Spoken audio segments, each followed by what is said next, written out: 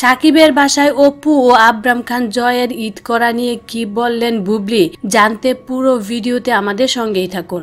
ঈদের দিন আবরামকে সঙ্গে করে সাকিব খানের বাসায় যেতে চাননি অপু বিশ্বাস। অভিমান করে বসেছিলেন অপু। পরে শ্বশুর শাশুড়ির অনুরোধে তিনি সাকিব খানের বাসায় যান। কয়েকদিন আগে একটি বেসরকারি টেলিভিশন চ্যানেলে সাক্ষাৎকার দেন বুবলি। সাকিবের বাসায় একসঙ্গে সময় কাটান অপু ও বুবলি। অপু ও বুবলি একসঙ্গে সাকিব খানের বাসায় গিয়েছেন কিনা এমন প্রশ্নের জবাবে বুবলি বলেন, দেখা হয় আমাদের, খুব স্বাভাবিক।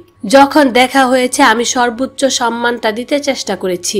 এটি ভালোভাবে নেননি অপু বিশ্বাস। অপু বিশ্বাস মন খারাপ করেছিলেন সাকিবের উপর। পরে সাকিবের পক্ষ থেকে আশ্বস্ত করার পর নাকি অপুর মন গলে। পরে আবরামকে সঙ্গে নিয়ে তিনি শ্বশুর বাড়িতে যান।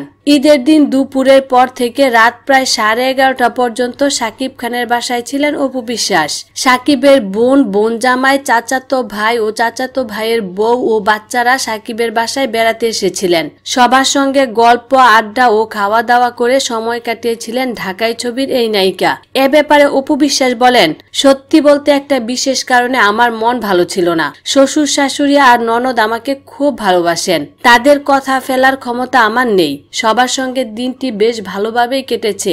সবাই আমার ও আমার পরিবারের জন্য দোয়া করবেন। বিনোদন জগতের খবরাখবর পেতে আমাদের পাশে থাকার জন্য